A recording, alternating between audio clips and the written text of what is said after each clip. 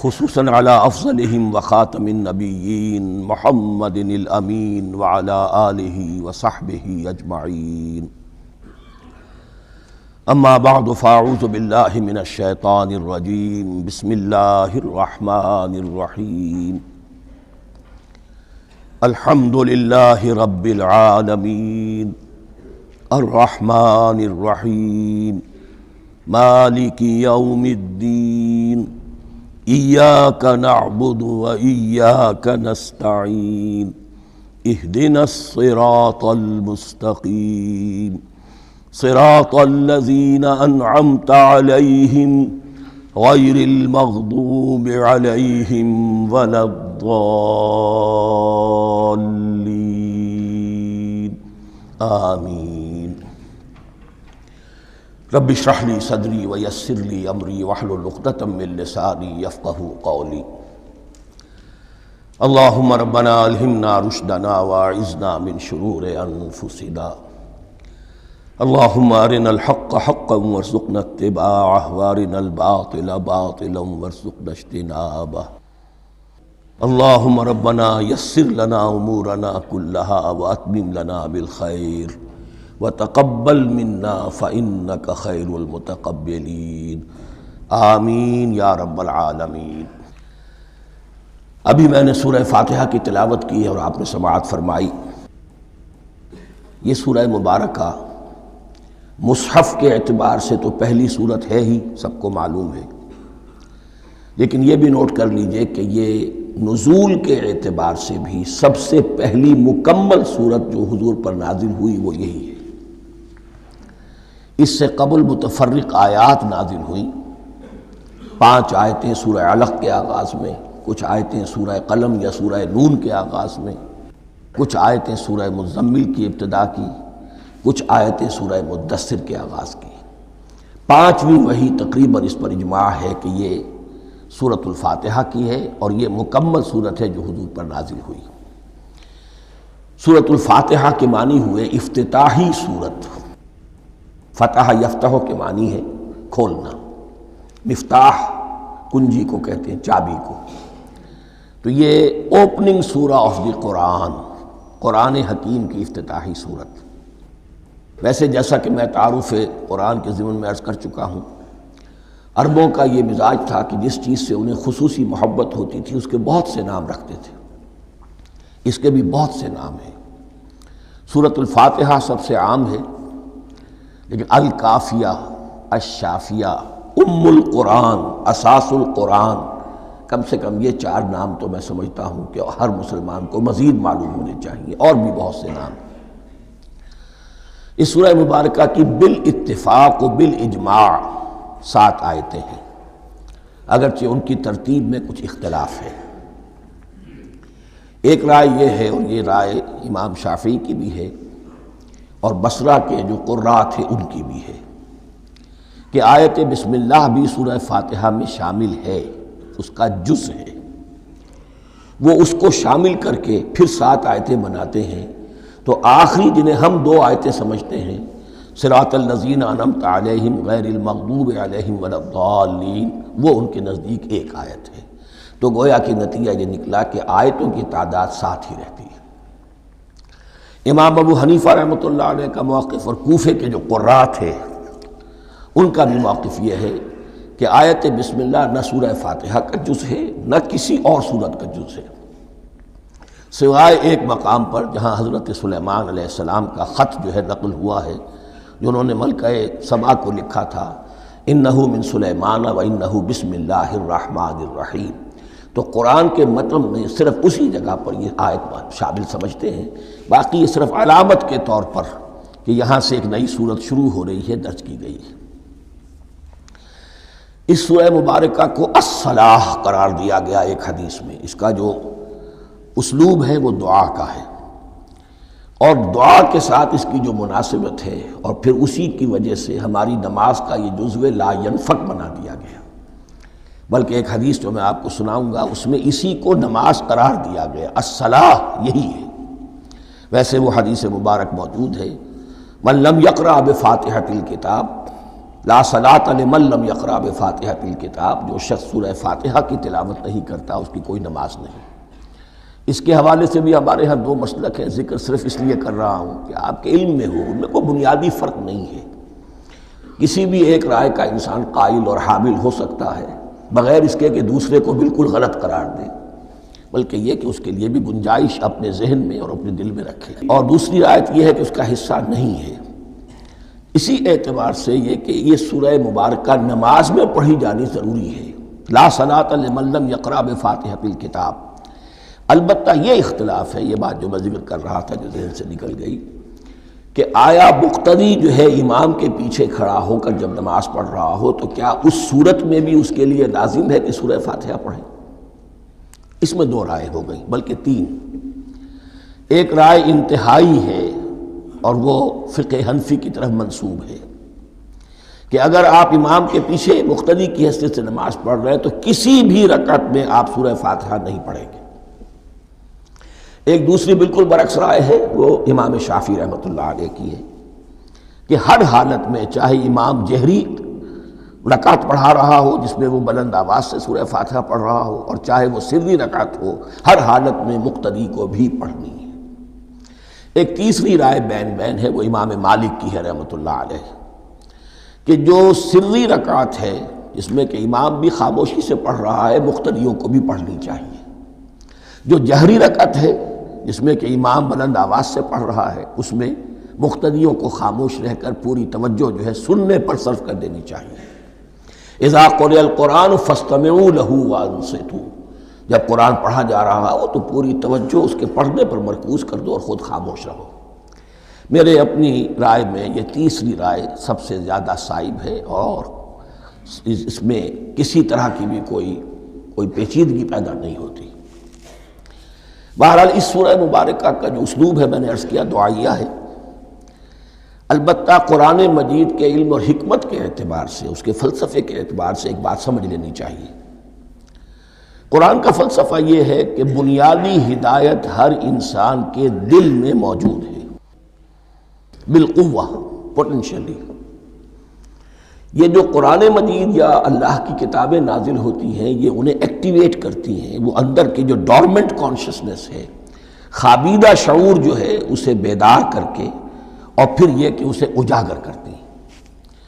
ہر سلیم الفطرت انسان اور سلیم العقل انسان، دو سلامتی شرط ہیں۔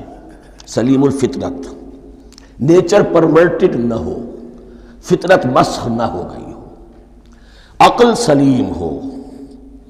ان دونوں چیزوں کا نتیجہ یہ نکلتا ہے کہ وہ انسان از خود، بغیر کسی وحی کی رہنمائی کے، بغیر کسی نبی کی تعلیم کے سے استفادہ کیے ہوئے، از خود بھی کچھ حقائق تک پہنچ جاتا ہے۔ اور وہ حقائق کیا ہیں؟ نمبر ایک یہ کہ اس کائنات کا ایک خالق ہے اور وہ ایک ہے، اور وہ تمام صفات کمال سے متصف ہے۔ نمبر دو یہ کہ انسان کی زندگی صرف یہ زندگی نہیں ہے، بلکہ ایک اور زندگی ہے کہ جس میں اس زندگی کے اعمال کے نتائج برآمد ہوں گے۔ یہ دو باتیں، اس کی زیادہ وضاحت کے ساتھ جو ہے اس کا تذکرہ آئے گا سورہ لقمان میں، جہاں حضرت لقمان کی شخصیت کا تذکرہ ہے۔ لیکن یہاں صرف یہ بات سمجھ لیجئے کہ قرآن کا فلسفہ یہ ہے کہ ہر انسان میں، ہر فرد نوع بشر میں جو اپنی ولادت کے وقت مسلم ہوتا ہے، حضور کی حدیث ہے کل مولود یولد علی الفطرہ ابواہ یحودانہ او ینصرانہ او یمجسانہ، ہر بچہ نوع انسانی کا فطرت اسلام پر پیدا ہوتا ہے، وہ فطرت کے اندر وہ ہدایت ودیت ہے۔ اب اگر وہ فطرت بس نہیں ہوئی اور عقل جو ہے وہ صحیح رخ پر کام کر رہی ہے تو ان دو حقائق تک وہ انسان خود پہنچ جائے گا۔ لیکن ان دونوں حقائق تک پہنچنے کے بعد اب وہ دست بستہ دعا کرے گا کہ اے رب اب مزید ہدایت تو مجھے عطا فرما۔ ایک تو یہ کہ میں کیا کروں کیا نہ کروں، میری عقل اس میں ٹھوکر کھا سکتی ہے، میں کسی اچھی چیز کو بری سمجھ سکتا ہوں، کسی بری کو اچھی سمجھ سکتا ہوں، تو مجھے صحیح راستہ، صحیح راہ ہدایت پر چلا۔ یہ دعا ہے جو انسان کرتا ہے جبکہ وہ ایمان باللہ اور ایمان بالآخرہ تک خود پہنچ چکا ہوتا ہے، اور یہ سمجھتا ہے کہ صحیح زندگی کا رخ یہی ہے کہ جس رب کو میں نے پہچانا ہے کہ وہ اس کائنات کا خالق ہے اور مالک ہے اور رب ہے، میں اس کی بندگی کروں، اس کی اطاعت کروں، اس کا حکم مانوں، اس کے راستے پر چلوں۔ لیکن وہ راستہ کون سا ہے؟ اس کے لیے پھر دست بدعا ہوتا ہے کہ پروردگار تو میری رہنمائی فرما۔ یہ مقام ہے کہ جہاں آپ سمجھ لیجئے اپنے آپ کو بھی آج اس جگہ پر تصور کرتے ہوئے پھر اس سورہ مبارکہ کو پڑھیے کہ آپ اس مقام پر اللہ کے فضل و کرم سے پہنچ چکے ہیں کہ اللہ کو آپ نے پہچان لیا اور اس کی توحید کو جان لیا، اس کی جملہ صفات کمال سے آپ واقف ہو گئے۔ آپ یہ بھی جان گئے کہ مر کر اس کے حضور میں حاضر ہونا ہے اور وہ حساب کتاب لے گا۔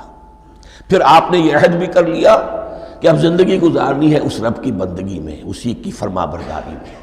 اب یہاں کھڑے ہو کر آپ پوچھتے ہیں کہ اللہ مجھے وہ تفصیلی ہدایت عطا فرما، ایسا نہ ہو کہ کبھی میں کسی راستے پر چلتا ہوا کسی پگڈنڈی پر مڑ جاؤں اور وہ تھوڑی سی جو ڈیوییشن ہو میرے راستے کی وہ میری عاقبت کو برباد کر دے۔ یک لحظہ غافل گشتم و صد سال راہم دور شد، اس لیے کہ ہوتا یہی ہے سیدھے راستے سے ذرا سی کوئی پگڈنڈی جو ہے تھوڑے سے اینگل پر نکلی ہے، لیکن جب چلتے جائیں گے آپ تو جتنا آگے بڑھیں گے اس پر، اس راہ صراط مستقیم سے آپ اتنے ہی زیادہ دور ہوتے چلے جائیں گے۔ یہ ہے قرآن مجید کی حکمت اور فلسفے کے اعتبار سے اس سورہ مبارکہ کا مقام۔ اب آئیے ہم بسم اللہ کرتے ہیں۔ بسم اللہ الرحمن الرحیم، شروع کرتا ہوں میں اللہ کے نام سے جو رحمان اور رحیم ہے۔ اس پر کچھ گفتگو ہو چکی ہے تعارف قرآن کے ضمن میں کہ رحمان اور رحیم دو نام ہیں کہ جو رحمت کے مادے سے نکلتے ہیں۔ رحمان میں اللہ تعالیٰ کی رحمت کا جوش، ہیجانی کیفیت، طوفانی کیفیت، اور رحیم میں اللہ تعالیٰ کی رحمت کا دوام اور تسلسل۔ یہ دونوں کیفیات اللہ کی رحمت میں بیک وقت موجود ہیں، جس کا ہم تصور نہیں کر سکتے۔ ہم سمندر کو دیکھتے ہیں، متلاطم سمندر ہے، اس میں ہیجان ہے، طوفان ہے۔ دریا کو دیکھتے ہیں کہ وہ سکون کے ساتھ چل رہا ہے، خاموشی سے چل رہا ہے، بہہ رہا ہے، بس تسلسل کے ساتھ بہہ رہا ہے۔ ہم ان دونوں کیفیات کو علیحدہ علیحدہ دیکھتے ہیں تو ہمارا ذہن ان دونوں کو بیک وقت اس کا تصور نہیں کر سکتا، تخیل ممکن نہیں۔ لیکن اللہ کی رحمت کی یہ دونوں شانیں مستقلاً ہر وقت موجود ہیں بیک وقت، اسی لیے ان دونوں کے درمیان کہیں حرف عطف نہیں آئے گا۔ بسم اللہ الرحمن الرحیم، الحمدللہ رب العالمین۔ کل حمد، اور حمد کو ذہن میں رکھ لیجئے، حمد مساوی ہے تعریف جمع شکر۔ عام طور پر ترجموں میں ایک لفظ لایا جاتا ہے، کل تعریف اللہ کے لیے، یہ کافی نہیں ہے۔ تعریف آپ کسی شے کی کر سکتے ہیں جس میں کوئی حسن ہے، خوبی ہے، کسی بھی اعتبار سے، خواہ آپ کو اس کے حسن و خوبی سے کوئی فائدہ حاصل نہیں ہو رہا۔ ایک پھول ہے، بہت خوبصورت ہے، بس ٹھیک ہے، خوبصورت ہے، آپ نے کہا، تعریف کر دی۔ شکر کرتے ہیں آپ اس شے کا جس سے آپ کو کوئی فائدہ پہنچا ہو، استفادہ ہوا ہو، آپ کی کوئی ضرورت پوری ہوئی ہو، آپ کی کوئی مشکل رفع ہوئی ہو۔ اور آپ دیکھیں گے کہ حمد میں یہ شکر کا پہلو غالب ہے۔ جتنی بھی دعائیں ہیں حضور سے منقول، شکر کے مقام پر وہاں حمد آتا ہے۔ بھوک لگی ہوئی تھی، کھانا کھایا، الحمدللہ الذی اطعمنی وسقانی۔ اب یہاں دیکھیے ترجمہ، تعریف نہیں، شکر ہے اس اللہ کا جس نے مجھے کھلایا اور پلایا۔ آپ بیت الخلاء سے باہر آئے، نجاستیں آپ سے دور ہو گئیں، طبیعت میں انشراح ہوا، الحمدللہ الذی اذھب عنی الاذی وعافانی۔ وہ شکر ہے اس اللہ کا جس نے اذیت بخش چیزیں مجھ سے دور کر دیں اور مجھے عافیت بخشی۔ تو یہ الحمدللہ رب العالمین، اللہ تعالیٰ کا حسن و کمال اور حسن و جمال اپنی جگہ بھی اس انتہا کا ہے کہ جتنی تعریف اس کا حق ہے ہم کر ہی نہیں سکتے، لیکن اس کے احسانات اور انعامات ہم پر اتنے ہیں کہ ہم ان کو بھی گن نہیں سکتے۔ لہٰذا ایک ہی احصاء ہم نے کر دیا الف لام کے ساتھ، الحمدللہ رب العالمین۔ تمام تعریفیں اور کل شکر اللہ کے لیے ہیں کہ جو تمام جہانوں کا پروردگار ہے، رب ہے، مالک ہے۔ رب میں ایک مفہوم ہوتا ہے ربوبیت کا، اور اس میں مفہوم شامل ہوتا ہے تربیت کا، ربیانی صغیرہ۔ تو مالک ہونا اور تربیت دینا۔ آپ جس شے کے مالک ہوں گے آپ چاہیں گے اس میں بڑھوتری ہو، اس میں اضافہ ہو، وہ نشو و نما پائے۔ تو یہ دونوں چیزیں آپس میں ایک دوسرے کا جڑی ہوئی ہیں، پروردگار بھی اور مالک بھی۔ عام طور پر عربی میں رب کا لفظ مالک کے لیے آتا ہے، رب البیت، رب الدار، رب المال، تو مالک وہاں پر ظاہر بات ہے کہ اس سے مراد کیا ہے؟ مال والا، گھر والا، گھر کا مالک۔ تو کل شکر اور کل تعریف اس اللہ کے لیے ہے جو تمام جہانوں کا مالک بھی ہے اور پروردگار بھی ہے۔ الرحمن الرحیم، رحمان ہے اور رحیم ہے۔ اب دوبارہ اس کی میں وضاحت نہیں کروں گا۔ مالک یوم الدین، یوم دین کا مختار مطلق ہے۔ دین عربی زبان میں کہتے ہیں بدلے کو، دناہم کما دانو، کما تدینو تو دانو، یہ کہاوت ہے۔ جیسے اردو میں ہم کہتے ہیں جیسا کرو گے ویسا بھرو گے، کما تدینو تو دانو، تو یہ ہے بدلہ۔ اس کا بنیادی مفہوم جو ہے وہ بدلہ ہے۔ تو بدلے کا ایک دن ہے جس دن فیصلہ ہوگا کہ کون کیا کما کر لایا ہے اور اسے کیا بدلہ ملنا چاہیے۔ آیا اس کا برائیوں کا پلڑا بھاری ہے کہ اسے سزا ملنی چاہیے، یا اس کی حسنات اور نیکیوں کا پلڑا بھاری ہے کہ اسے جزا ملنی چاہیے، اس کا انعام اور اکرام کے ساتھ معاملہ کیا جانا چاہیے۔ وہ ایک دن ہے، اسے ہم یوم القیامہ کہتے ہیں۔ اور لیکن اصل بات جو یہاں کہی گئی، یعنی ایک جملے میں 3 باتوں کا اعتراف ہو رہا ہے۔ بعث بعد الموت، ایک دن آئے گا کہ ہم مرنے کے بعد تمام انسان اٹھا لیے جائیں گے۔ پھر حساب و کتاب، پھر اللہ کے ہاں حاضری ہوگی اور حساب کتاب ہوگا۔ اور تیسرا یہ کہ اس حساب کتاب کے دن کا مختار مطلق اللہ ہے، یعنی کسی اور کو اپنے ذہن میں سہارا بنا کر آپ زندگی گزاریں کہ وہ مجھے چھڑا لے گا، یا وہ ہستی جو ہے اتنی زوردار ہے کہ وہ مجھے بچا لے گی، اس سے اپنے دل کو، اپنے ذہن کو بالکل پاک کر لیجئے۔ مالک یوم الدین، ایک دوسری جگہ پر قرآن میں آیا ہے، اس روز کوئی پکارنے والا پکارے گا لمن الملک اليوم للہ الواحد القہار، آج کے دن کس کا اختیار مطلق ہے؟ اور پھر کہا جائے گا اللہ کے لیے، الواحد قہار، جو پوری طرح چھایا ہوا ہے، مستولی ہے۔ تو مالک یوم الدین، جو جزا و سزا کے دن کا مالک ہے۔ اب یہاں سے کلام ایک رخ بدل رہا ہے۔ ابھی تک تو یہ غائبانہ انداز میں کلام ہو رہا ہے، اللہ سے خطاب نہیں آیا اس میں ابھی۔ الحمدللہ رب العالمین الرحمن الرحیم مالک یوم الدین، اب خطاب ہے ایاک نعبد و ایاک نستعین، ہم صرف تیری ہی بندگی کرتے ہیں اور کریں گے، اور ہم صرف تجھ ہی سے مدد مانگتے ہیں اور مانگیں گے۔ یہ ترجمہ میں کیوں کر رہا ہوں کہ یہ فعل مضارع ہے۔ عربی زبان میں فعل مضارع حال اور مستقبل دونوں کو کور کرتا ہے۔ ایاک کا جو ہے مفعول فاعلی جو ہے، مفعول جو ہے اس میں ضمیر مفعولی، اسے پہلے لا کر حشر کا مضمون پیدا ہو گیا۔ ہم تیری بندگی کرتے ہیں نہیں، ہم تیری ہی بندگی کرتے ہیں اور کریں گے۔ حال میں ترجمہ کیجئے تو یہ اظہار حال ہے، اور مستقبل میں ترجمہ کیجئے تو یہ ایک عہد ہے، قول و قرار ہے، بہت بڑا معاہدہ ہے۔ وَإِيَّاكَ نَسْتَعِينُ، اور صرف تجھ ہی سے مدد مانگتے ہیں اور مانگیں گے۔ اس میں بھی حال کا ترجمہ اظہار حال، اللہ کرے کہ واقعی ہمارا حال وہی ہو، جب ہم یہ الفاظ کہتے ہیں تو واقعتاً ہم اس پر پورے اتر رہے ہوں کہ اسی کی بندگی کر رہے ہوں اور اسی سے ساری استعانت اور استمداد کر رہے ہیں۔ جہاں تک مستقبل کا تعلق ہے وہ پھر ایک عہد ہے، اہدنا الصراط المستقیم، یہ مقام وہ آ گیا کہ یہاں تک تو اے پروردگار ہم پہنچ گئے، تیرے فضل سے، تیرے کرم سے۔ فطرت سلیمہ بھی تیری عطا کردہ تھی، عقل سلیم بھی تیری ودیعت کردہ تھی، ان دونوں کی روشنی سے ہم یہاں تک تو پہنچ گئے۔ اب ہماری جو ضرورت ہے، احتیاج ہے، وہ کیا ہے؟ اہدنا الصراط المستقیم، ہدایت بخش ہمیں سیدھے راستے کی۔ یہاں 2 باتیں سمجھ لیجئے۔ انفرادی سطح پر انسان کے لیے نہ معلوم کتنے مرحلے آتے ہیں ہر روز کہ جس میں وہ ایک چھٹک کر کھڑا ہو جاتا ہے، یہ کروں یا یہ کروں، 2 آلٹرنیٹو سامنے آ رہے ہیں، فیصلہ کرنا مشکل ہو رہا ہے۔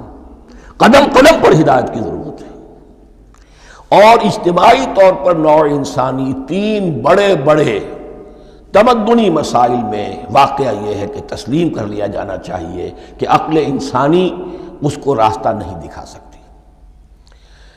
عام معاشرتی سطح پر مرد اور عورت کے درمیان حقوق اور اختیارات کا کیا توازن ہو، ناممکن ہے، انسان طے نہیں کر سکتا۔ انسان یا مرد ہے یا عورت ہے۔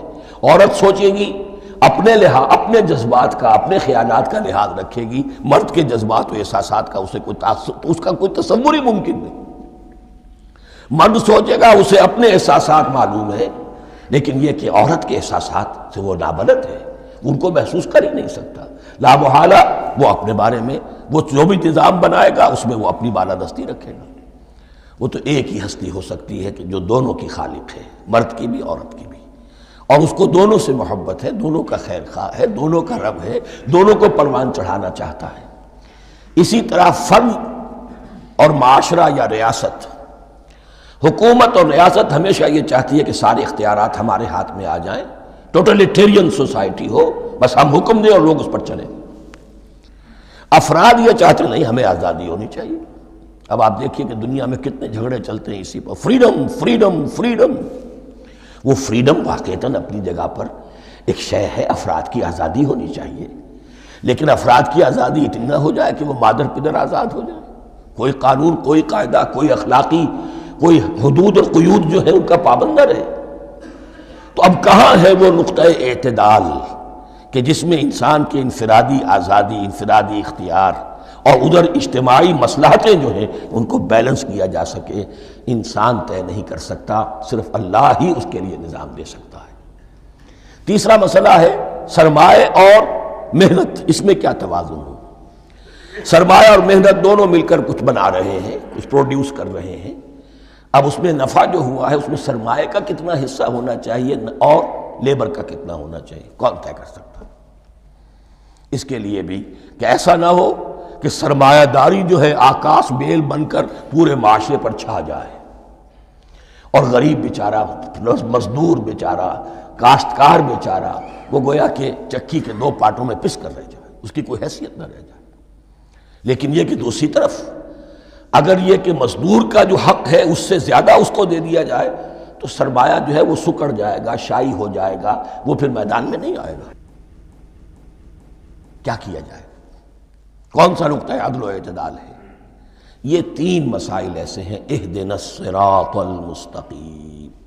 تو یوں سمجھیے کہ ایک جو بنیادی ہدایت تھی، ایک اللہ کو پہچان لینا، یہ جان لینا کہ کل حسن و جمال اور تمام انعام و اکرام کا منبع اس کی ذات ہے، وہ رحمان ہے اور رحیم ہے، اور یہ جان لینا کہ مرنے کے بعد جی اٹھنا ہے، حساب کتاب ہے، فیصلہ ہوگا جزا و سزا کا، اور مختار مطلق اس دن کا اللہ ہے۔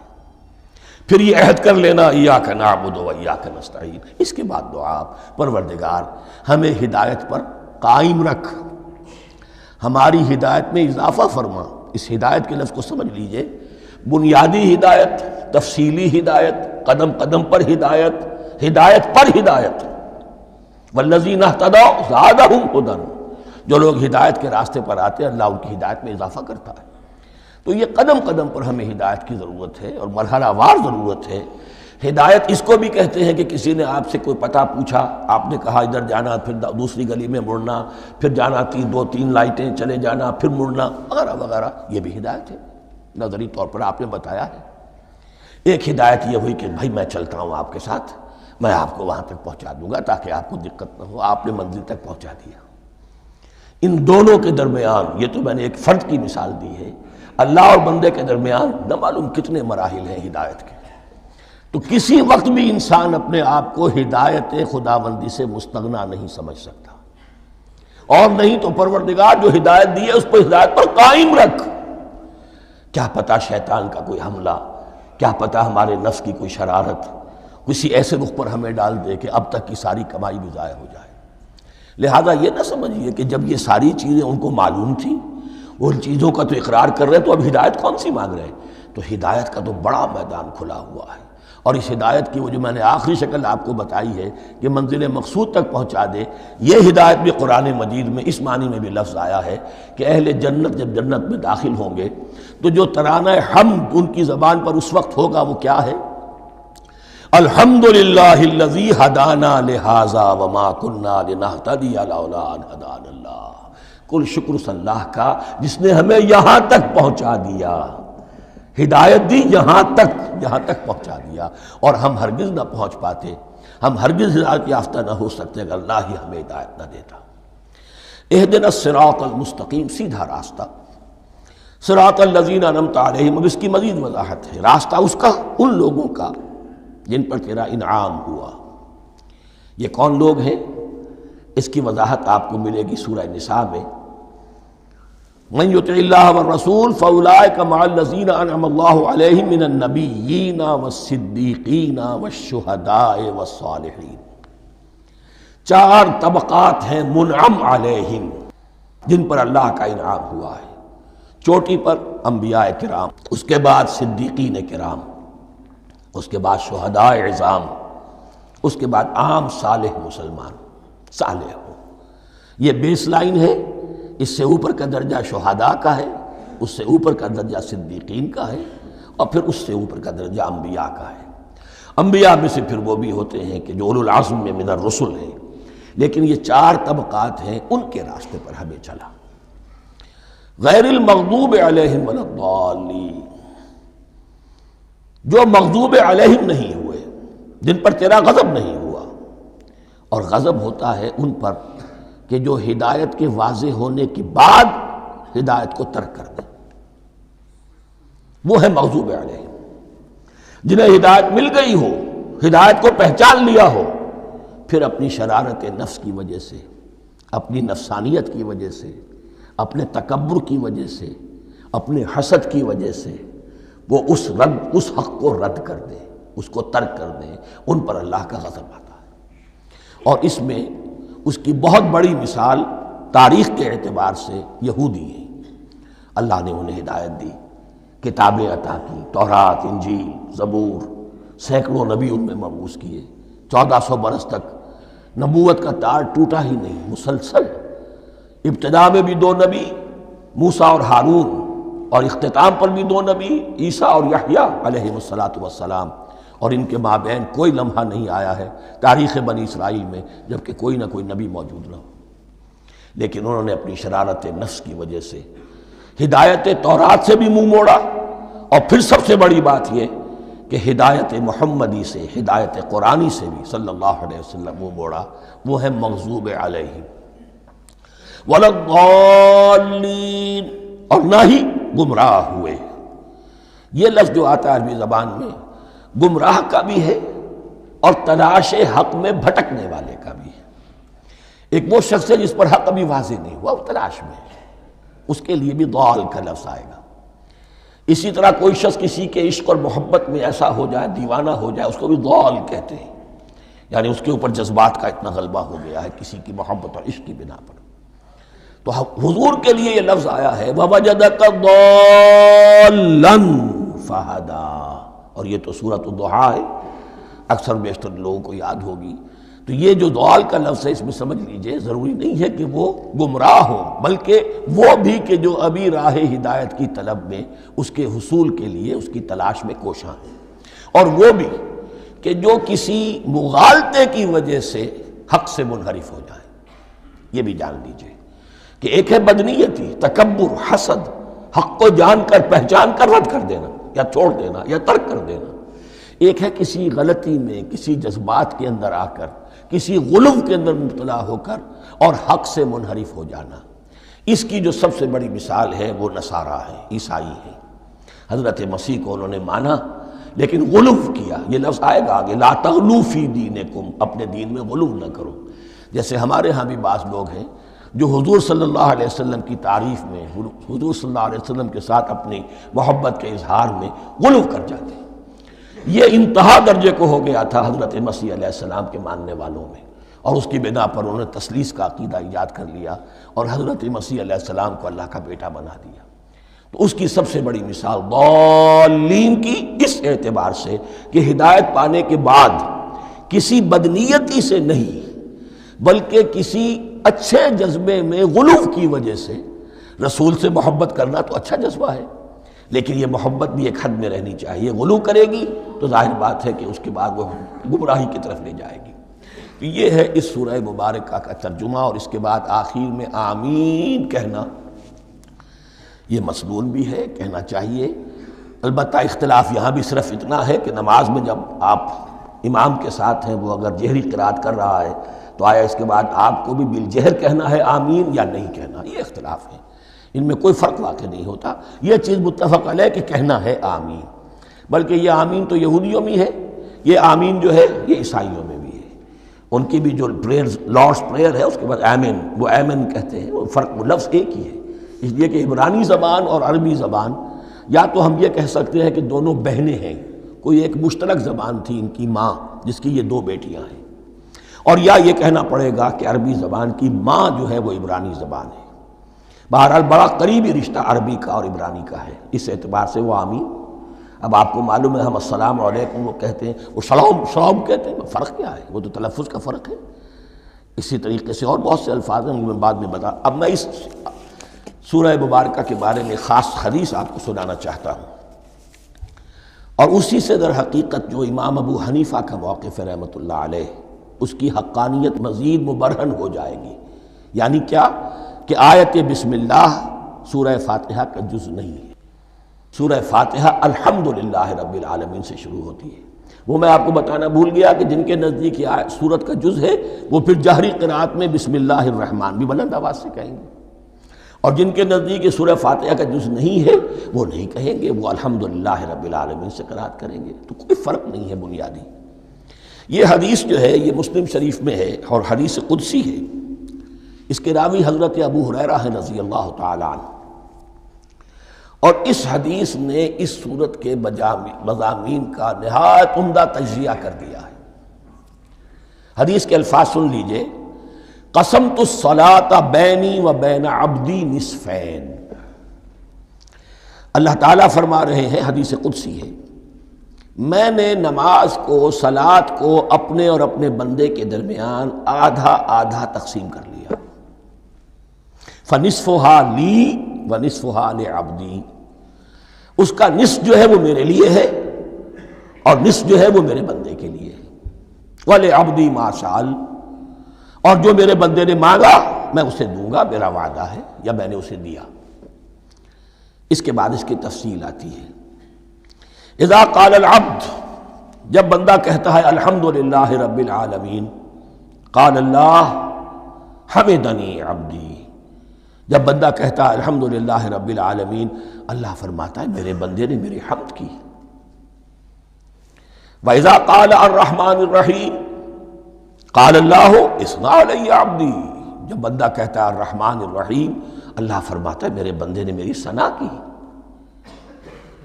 وَإِذَا قَالَ مَالِكِ يَوْمِ الدِّينِ قَالَ اللَّهُ تَعَالَى مَجَّدَنِي عَبْدِي، میرے بندے نے میری تمجید بیان کی، میری بزرگی بیان کی۔ اب یہ تین آیتیں ہو گئیں، تینوں میں اللہ کی حمد ہے، ثنا ہے، تمجید ہے، یہ تین آیتیں خالص اللہ کے لیے ہو گئیں۔ اب چوتھی آیت آئی، ایاک نعبد و ایاک نستعین، اس کے بارے میں جب بندہ کہتا ہے اذا قال العبد ایاک نعبد و ایاک نستعین، قال اللہ تعالی ھذا ما بینی و بین عبدی ولعبدی ما سأل، یہ میرے اور میرے بندے کے درمیان ہے۔ یہ تو یوں سمجھیے کہ یہ گرہ لگ گئی ہے میرے اور میرے بندے کے مابین، اس نے مجھ سے قول و قرار کیا ہے، اس نے میری بندگی کا اعتراف کیا ہے، اس نے تسلیم کیا ہے کہ میری ہی بندگی کرتا ہے اور کرے گا، اور مجھ سے مدد چاہیے ہے۔ ھذا ما بینی و بین عبدی، یہ معاہدہ ہے، معاہدہ دو فریقوں کے مابین ہوتا، یہ میرے اور میرے بندے کے مابین ہے۔ وَلِعَبْدِي مَا سَأَلَ، اور میں نے اپنے بندے کو دیا جو اس نے مانگا، وہ میری مدد چاہتا ہے، میری مدد اس کے شامل حال رہے گی۔ فَإِذَا قَالَ، اور جب بندہ کہتا ہے اهْدِنَا الصِّرَاطَ الْمُسْتَقِيمَ صِرَاطَ الَّذِينَ أَنْعَمْتَ عَلَيْهِمْ غَيْرِ الْمَغْضُوبِ عَلَيْهِمْ وَلَا الضَّالِّينَ، قَالَ اللَّهُ تَعَالَى هَذَا لِعَبْدِي وَلِعَبْدِي مَا سَأَلَ، یہ تین آیتیں یہ میرے بندے کے لیے، اهْدِنَا الصِّرَاطَ الْمُسْتَقِيمَ، اسی صراط مستقیم کی وضاحت ہے مثبت، صراط الذین انعمت علیہم، اسی صراط المستقیم کی وضاحت ہے منفی انداز میں، غیر المغضوب علیہم ولا الضالین۔ یہ سب میرے بندے کے لیے ہے اور میں نے اپنے بندے کو دیا جو اس نے مانگا۔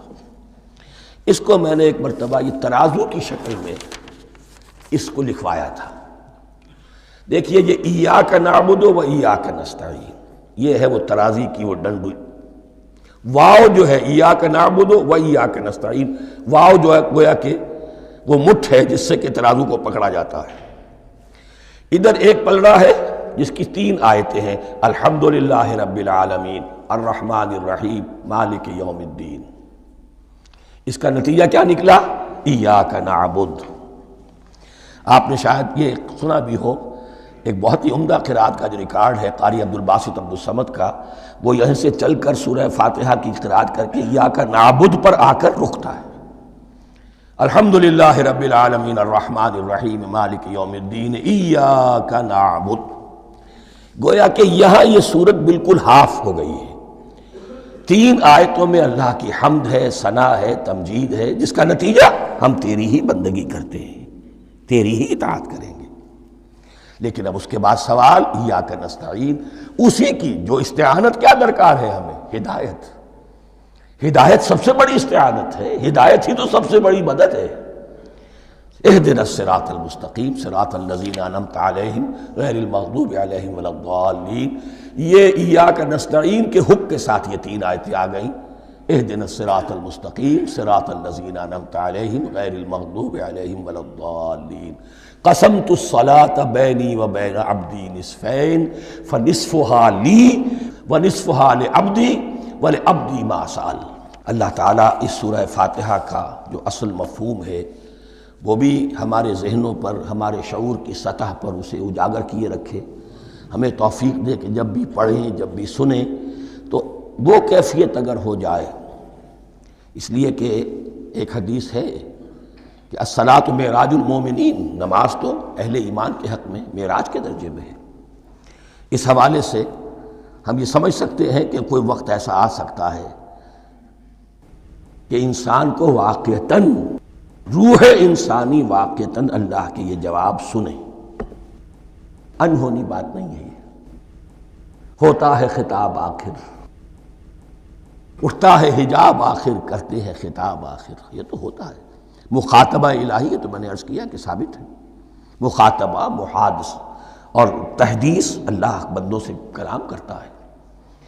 اب آئیے بسم اللہ الرحمن الرحیم، اب یہ سورہ بقرہ شروع ہو رہی ہے۔ سورۃ البقرہ جو 286 آیات پر مشتمل ہے، تقریباً 2.5 پاروں پر پھیلی ہوئی ہے۔ ہر شخص جانتا ہے کہ یہ قرآن حکیم کی حجم کے اعتبار سے سب سے بڑی سورت ہے، لیکن یہ معاملہ صرف حجم کا نہیں ہے۔ نبی اکرم صلی اللہ علیہ وسلم نے اسے سنام القرآن قرار دیا ہے۔ آپ نے فرمایا لکل شیء سنام، ہر چیز کی ایک چوٹی ہوتی ہے، جیسے اونٹ کا کوہان ہوتا ہے۔ وسنام القرآن البقرہ، سنام القرآن، قرآن کی چوٹی جو ہے وہ سورۃ البقرہ ہے۔ یہ نوٹ کر لیجئے جو میں نے کل آپ کو جو مختلف مکی اور مدنی صورتوں کے گروپوں کے بارے میں بتایا تھا کہ یہاں سے اب پہلی منزل بھی شروع ہو رہی ہے اور پہلا گروپ بھی شروع ہو رہا ہے، اور اس کے ساتھ جو اگلی صورت آئے گی وہ اس کا جوڑا ہے، سورہ آل عمران، جس کی سب سے نمایاں علامت یہ نوٹ کیجئے، یہ بھی الف لام میم سے شروع ہوئی، اگلی بھی الف لام میم سے شروع ہوگی۔ اس کے بعد 2 صورتیں مدنی اور ہیں، لیکن ان دونوں میں نہ حروف مقطعات ہے، نہ کوئی اور تمہیدی کلام ہے، براہ راست خطاب سورہ نساء میں یا ایھا الناس اور سورہ مائدہ میں یا ایھا الذین آمنوا، کوئی تمہیدی بات نہیں، کوئی حروف مقطعات نہیں، براہ راست خطاب۔ وہ ایک جوڑا ہے سورہ نساء اور سورہ مائدہ، اور یہ ایک جوڑا ہے سورہ بقرہ اور سورہ آل عمران۔ سورہ بقرہ اور سورہ آل عمران کو نبی اکرم صلی اللہ علیہ وسلم نے الزہراوین بھی قرار دیا ہے۔ زہرا کہتے ہیں بڑی روشن چیز کو، یہ حضرت فاطمہ رضی اللہ تعالی عنہ کے نام کے ساتھ آتا ہے، فاطمۃ الزہراء، تو زہرا بہت روشن، دمکتی ہوئی شے۔ الزہراوین، یہ 2 نہایت دمکتی ہوئی صورتیں ہیں جو قیامت کے دن دو بدلیوں کی شکل میں ظاہر ہوں گی، حضور نے فرمایا، اور جو لوگ ان صورتوں سے محبت کرتے تھے ان پر سایہ کریں گی۔ اللہم ربنا اجعلنا منہم، ہمیں اللہ تعالیٰ ان میں شامل فرما دے۔ اس سورہ مبارکہ کو دو حصوں میں تقسیم سمجھیے۔ ویسے تو یہ کہ رکوع آئیں گے، پارے بھی بدلیں گے اس میں، لیکن حصے دو ہیں۔ پہلے حصے میں اصل روح سخن سابقہ امت مسلمہ سے ہے، یہود سے، بنی اسرائیل سے۔ دوسرے حصے میں اصل خطاب موجودہ امت مسلمہ سے ہے، امت محمد سے صلی اللہ علیہ وسلم۔ پہلے حصے میں 18 رکوع ہیں لیکن آیات 152 ہیں، دوسرے حصے میں 22 رکوع ہیں لیکن آیات 134 ہیں۔ گویا کہ اس سے آپ کو توازن نظر آئے گا کہ اگرچہ ادھر رکوع کی تعداد کم ہے 18 لیکن آیات کی تعداد زیادہ ہے 152، دوسرے حصے میں رکوعوں کی تعداد زیادہ ہے 22 لیکن آیات کی تعداد 134۔ اسی لیے اس کا ایک نام میں نے تجویز کیا ہے، وہ اس لیے تاکہ کچھ حقائق آپ کے ذہنوں میں ان ناموں کے حوالے سے بھی انشاءاللہ محفوظ ہو جائیں گے۔ سورۃ الامتین، دو امتوں کی صورت، اس لیے کہ تقریباً نصف اس کی ساری بحث جو ہے، مرکزی بحث، وہ سابقہ امت مسلمہ بنی اسرائیل، اور دوسرا نصف اس میں سارا خطاب وہ ہے موجودہ امت مسلمہ یعنی امت محمد صلی اللہ علیہ وسلم۔ اس کا جو پہلے 18 رکوع ہے یا پہلا حصہ ہے، اس کے اندر ڈویژن فردر ہوگی ورٹیکل، عمودی، پہلے 4 رکوع، پھر 10 رکوع، پھر 4 رکوع۔ لیکن جو 22 رکوع ہیں دوسرے حصے کے، دوسرے نصف کے، اس میں ڈویژن جو ہے جو ہاریزونٹل ہے، وہ افقی تقسیم ہے، عمودی نہیں، افقی۔ وہ میں بعد میں بیان کروں گا جب ہم وہاں پہنچ جائیں گے۔ ان کو پہلے سمجھ لیجئے کہ اس پہلے حصے کی جو تقسیم میں نے کی ہے، پہلے 4 رکوع، پھر 10 رکوع اور پھر 4 رکوع۔ پہلے 4 رکوع یوں سمجھیے کہ پورے قرآن مجید کے لیے اس کی حکمت اور فلسفے کا جو حصہ مکی قرآن میں بیان ہو چکا تھا اس کا خلاصہ ہے۔ جب یہ صورت نازل ہو رہی ہے تو یہ تو مدینہ میں حضور تشریف لا چکے ہیں، 12-13 سال جو ہیں گزر چکے ہیں، اور ان 12-13 سالوں کے دوران 2/3 قرآن نازل ہو چکا ہے۔ اس میں جو بھی حکمت، فلسفہ اور بنیادی دعوت، یہ جو چیزیں مکی قرآن میں بیان ہوئیں، ان کا خلاصہ نچوڑ نکال کر یہاں 4 رکوعوں میں رکھ دیا گیا۔ اگرچہ ان میں بھی جب گہرائی میں آپ دیکھیں گے تو روح سخن جو ہے وہ بنی اسرائیل کی طرف ہے، وہ میں بعد میں عرض کروں گا، لیکن اضافی طور پر یہ سمجھ لیجئے کہ پورے مکی قرآن کے حکمت اور پیغام کا خلاصہ ان 4 رکوعوں میں۔ پھر 10 رکوع ہیں جن میں براہ راست خطاب ہے سابقہ امت مسلمہ، یا بنی اسرائیل۔ اس کے بھی 2 حصے ہیں۔ پہلے ایک رکوع میں دعوت ہے، بڑا انداز اس کا بڑا پیارا ہے، اس میں دعوت ہے، ایمان لاؤ محمد پر صلی اللہ علیہ وسلم۔ اور اس کے بعد 9 رکوع ہیں ملامت کے، ملامت، تنقید، تم نے یہ کیا اور یہ کیا اور یہ کیا، ہم نے یہ احسان کیے، یہ احسان کیے، یہ احسان کیے، تم نے یہ ناشکری کی، یہ ناشکری کی، یہ ناشکری کی۔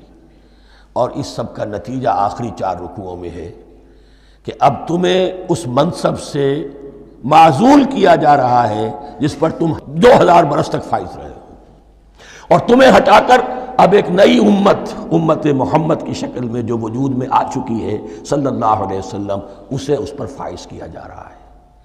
اور اس کی علامت کے طور پر اسے میں کہا کرتا ہوں کورونیشن، تاج پوشی۔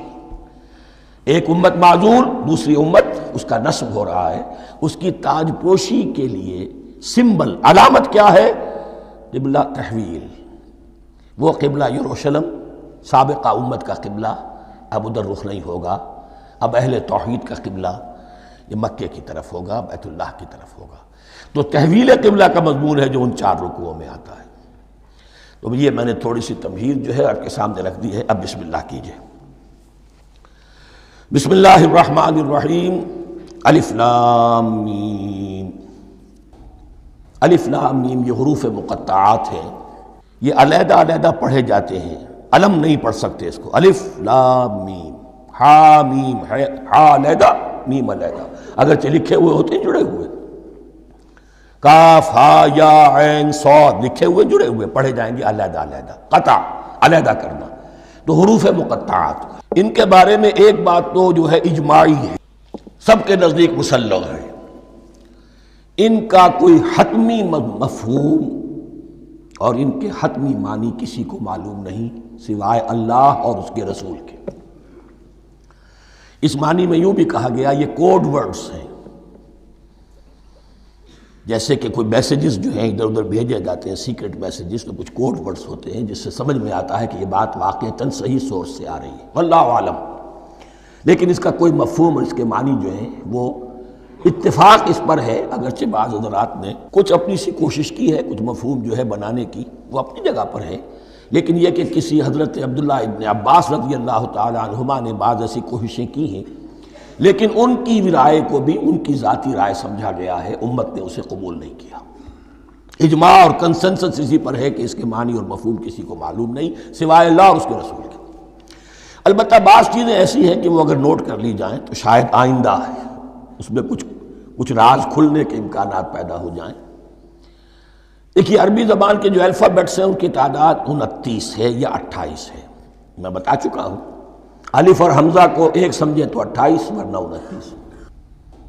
پہلی بات یہ نوٹ کیجئے، قرآن حکیم کی 114 سورتوں میں سے 29 سورتوں میں ان کے شروع میں یہ حروف مقطعات آئے ہیں۔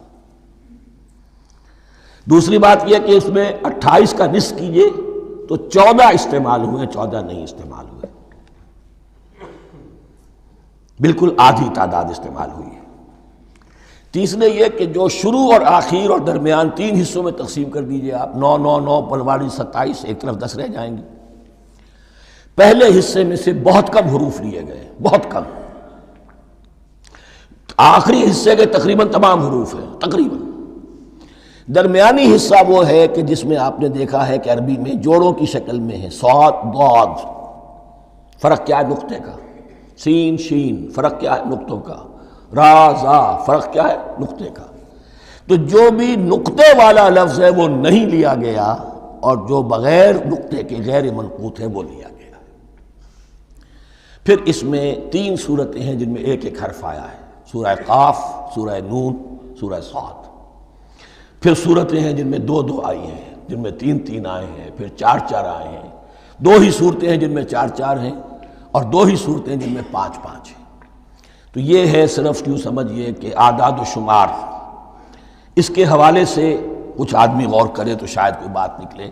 باقی وہ مثال میں آپ کو بتا دیتا ہوں کہ حضرت عبداللہ ابن عباس نے ایک رائے ظاہر کی کہ الف لام میم در حقیقت ایک جملے کا خلاصہ ہے، انا اللہ اعلم۔ پہلا لفظ ہے انا، اس کا الف لے لیا، درمیانی لفظ ہے اللہ، اس کا درمیانی لام لے لیا، تیسرا لفظ ہے اعلم، یہ آخری لفظ ہے، آخری حرف میم لے لیا، انا اللہ اعلم، میں اللہ جانتا ہوں، واللہ اعلم، واقعتاً اللہ ہی جانتا ہے۔ یہ حضرت عبداللہ ابن عباس کی رائے ہے، لیکن اگرچہ انہیں حبر الامت مانا گیا ہے، لیکن یہ کہ ان کی اس رائے کو بھی اکثر و بیشتر مفسرین نے قبول نہیں کیا۔ اب جو پہلے 2 رکوع ہیں اس سورہ بقرہ کے، ان کے بارے میں تعویل عام اور تعویل خاص کا ایک بڑا بنیادی فرق ہے جو نوٹ کر لینا چاہیے۔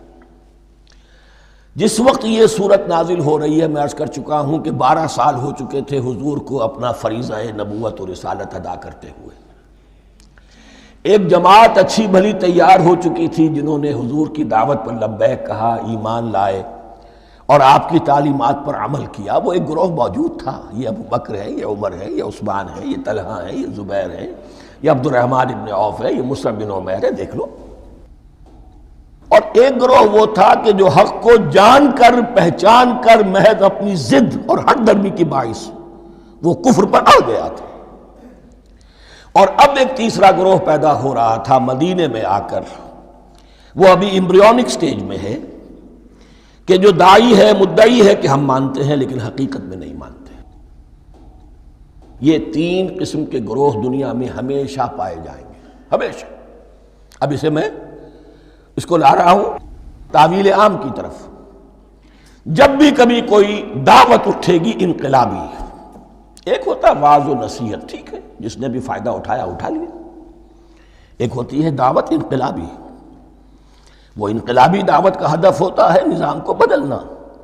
نظام بدلتا ہے تو ظاہر بات ہے کہ جو لوگ اس نظام میں جن کے ویسٹڈ انٹرسٹ ہیں اور جن کو پریولیجز حاصل ہیں، جن کے مفادات ہیں، وہ تو لازماً اپنے نظام کا تحفظ کریں گے۔ ٹکراؤ ہوگا، تصادم ہوگا، تصادم میں جانی نقصان بھی ہوگا، مالی نقصان بھی ہوگا۔ یہ گویا کہ کسی انقلابی دعوت کے لوازم ہیں۔ اگر یہ شاید نہ ہو تو ان دعوت انقلابی ہے ہی نہیں۔ اس اعتبار سے ہر انقلابی دعوت کے جواب میں تین طبقے پیدا ہو جاتے ہیں۔ ایک وہ کہ جو اس دعوت کو قبول کرتے ہیں دیانت کے ساتھ، خلوص کے ساتھ، اخلاص کے ساتھ، اور پھر پوری جواں مردی کا ثبوت دیتے ہیں، ہر بعد آباد، اب جو آئے سو آئے، جان دینی پڑے حاضر ہیں، مال دینا پڑے حاضر ہیں، کوئی تکلیف آئے، کوئی مشقت آئے، کوئی مصیبت آئے، کوئی قربانی کرے، حاضر۔ جب پکارا گیا واپس نہیں پھیرا کوئی فرمان جنوں کا، اور تنہا نہیں لوٹی کبھی آواز جرس کی۔ خیریت جاں راحت تن صحت داماں، سب بھول گئیں مصلحتیں اہل ہوس کی۔ ایک وہ لوگ ہوتے ہیں، ایک وہ لوگ ہوتے ہیں کہ جو اڑ جاتے ہیں ضد پر، ہٹ درمی پر، ماننے کے باوجود، جاننے کے باوجود کہ بات تو ٹھیک ہے جو کہہ رہے ہیں، کیسے مان لیں؟ ہماری سیادت، ہماری چودراہٹ، ہمارے مفادات، ہمارے یہ ساری چیزیں ان سب کے اوپر زد پڑ رہی ہے۔ یہ لوگ اڑ جاتے ہیں اور پھر کوئی دعوت، کوئی نصیحت، کوئی مزید افہام و تفہیم ان کے حق میں مفید نہیں ہوتی۔ اس لیے کہ صحیح بات ہے جو کہتے ہیں کہ سوتے کو تو جگایا جا سکتا ہے، جاگتے کو کیسے جگائیں؟ کوئی سویا ہوا ہے تو آپ اسے جگا دیں گے، جو جاگا ہوا ہے لیکن وہ بنا ہوا ہے، وہ اٹھنے کو تیار ہی نہیں ہے، تو آپ کیسے اٹھا دیں گے اس کو؟ تو جو لوگ جان بوجھ کر حق کو پہچان کر رد کر دیتے ہیں، پھر ان کے حق میں کوئی دعوت، کوئی نصیحت، کوئی تبلیغ، کوئی انذار، کوئی تبشیر مفید نہیں ہوتی۔